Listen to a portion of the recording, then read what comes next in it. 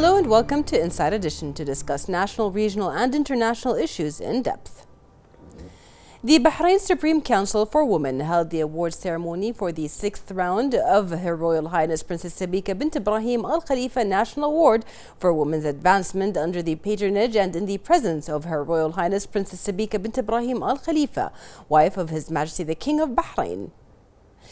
The UN Women commented that the National Award for Women's Advancement reflects the commitment of Her Royal Highness Princess Sabika to promote the engagement and leadership of women in public life, to support and empower Bahraini women, ensuring their effective participation in the Economic Vision 2030, and to facilitate the implementation of Bahrain's international commitments to prevent all forms of discrimination against women. The National Award was established to promote the achievements and contributions of Bahraini private sector, civil society, public sector and individuals. The Supreme Council for Women and the Regional Office of the UN Entity for Gender Equality and the Empowerment of Women, also known as UN Women, acknowledged the achievements of the winners of the inaugural Princess Sabika bint Ibrahim Al Khalifa Global Award for Women's Empowerment. Recalling the achievements of the inaugural winners of the Global Award, the Supreme Council for Women and UN Women were pleased to announce the launch of the second round of applications to the Global Award, with the winners to be announced in early 2021. In a special interview, we were able to get feedback from Dr. Mu'azz Dreid, the director of the Coordination Division at UN Women. First with us here in the studio is Dr. Mu'azz Dreid, who is the regional director of the UN Women, an entity that is represented by the United Nations and that represents the women equality and gender equality in general in the whole international community. Doctor, thank you very much for giving us this interview. Today we are here on the special occasion of basically giving out the awards to the local winners of the Princess Sabika bint Ibrahim Award for Women. And you yourself were a big part of the global winners path this past year. What can you tell us about the standards and the goals of the UN Women when it comes to fighting for the rights of equality in gender? Thank you very much for hosting me, and indeed the organization I represent, UN Women, is a partner with the Kingdom of Bahrain, specifically the Supreme Council for Women, a partner in supporting this award. The award has two prongs. One is national, and today we participated in the awarding of the national awards to winners from government, public sector and private sector. Correct. And then there is the international award, which is global, with a global committee that decides on the awardees. Mm-hmm. In all this follows a set of criteria. Yeah. And the criteria emanate from the international objectives and goals for women empowerment and gender equality. Mm-hmm. And these goals, of course, are represented in the Sustainable Development Goals, specifically goal number 5, yes. Which sets for the world to achieve gender equality by 2030. But also your question, what are the standards that UN Women follows or serves? So of course these standards are also set in the Beijing Declaration and Platform of Action that we are celebrating this year, its 25th anniversary. Yes. And these documents reflect the world's consensus, international consensus of all countries with respect to what standards and norms to apply nationally and globally to achieve gender equality and empower women. So our goals as UN Women as an organization are set by the international community. We partner with countries such as the Kingdom of Bahrain to serve them, and the awards under the auspices under the patronage of Her Royal Highness Princess Sabika Al Khalifa are an important instrument in this global and national pursuit. Through this project, we focused on women entrepreneurship for women at the bottom of the pyramid.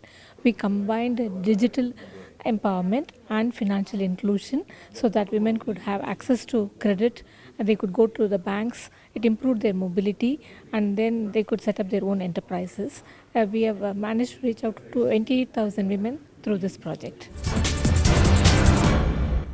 So what the UN Women does is it upholds the rules that are put upon by the international community when it comes to women's rights or gender equality in general. And these kind of rules are the things that you basically apply on the awards that are different awards, Princess Sabika's award being one of them. So what are the rules, what are the standards for awards as such to be under the wing of the UN Women? Yeah. Indeed, you mentioned that UN Women upholds these standards and women's rights, and by upholding, what we do is support countries and civil society organizations in implementing what has been agreed internationally in terms of standards and norms, and in empowering women. Yeah. For UN Women to partner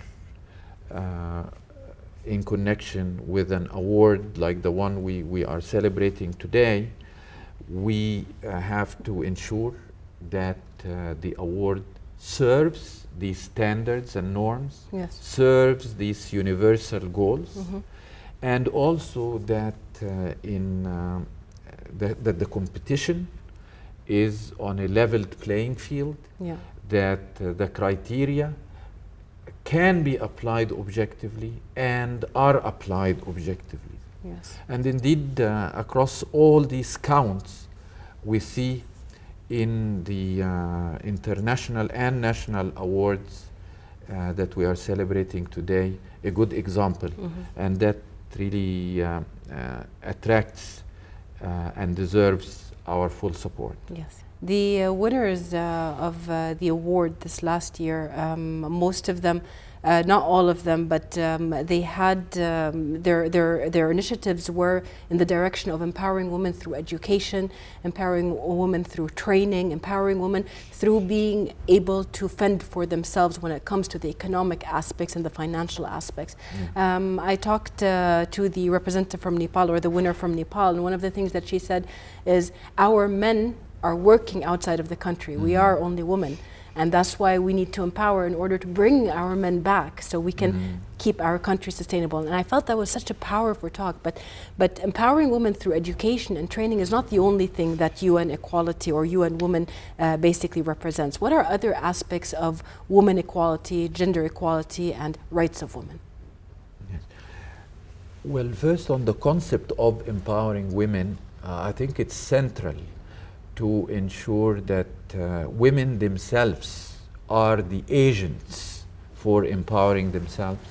This agency factor with respect to the role of women is crucial, and it is an aspect that was underscored by His Royal Highness, the King of Bahrain, and also by Her Royal Highness Princess Sabika in several of their speeches. The agency of women. Yes. So as you mentioned, today's awards relate to training and education that supports women economic empowerment. Yes. And indeed, this emanates from a conviction that capacity development of women is central to their empowerment. You are aware of the Chinese proverb, give a man a fish, feed him for a day, teach him how to fish, feed him for life. Now this applies to training a woman, can empower her for life. Other aspects of empowerment other than economic empowerment They include, of course, political empowerment through political participation at all levels, Correct. at community level, at national level, at international level.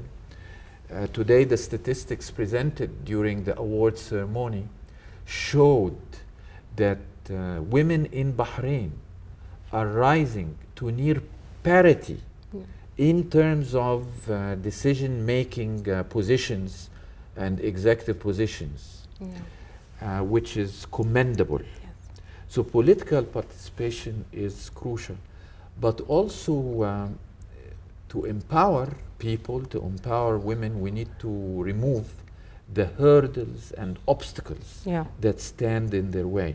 So an important area of UN Women's work is ending violence against women. Right. In addition to it being an egregious abuse of basic rights, it also holds women back. And violence against women is one of the most prevalent forms of violence in the world. Yes.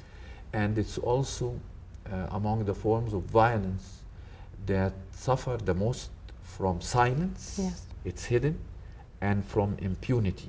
Yes. So we are keen to work with countries around the world, including in Bahrain, to remove this shroud of silence.